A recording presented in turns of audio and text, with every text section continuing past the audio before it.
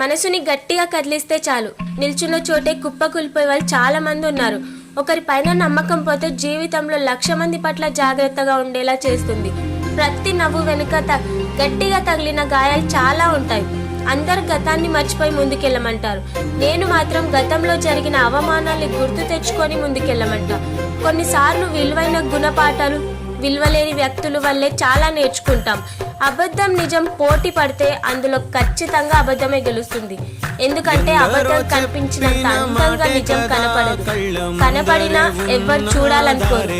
అవసరాల కోసం చేసే స్నేహాలు, అందం చూసి పుట్టే ప్రేమలు, ఆస్తులు చూసి కలుపుకునే బంధాలు, ఇది రీల్ కాదు, ఇదే రియాలిటీ.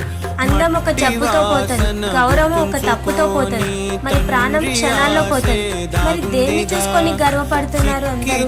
నిజం తెలుసుకుందాం, ఉన్నది మాట్లాడదాం, నిజాయితీగా ఉందాం.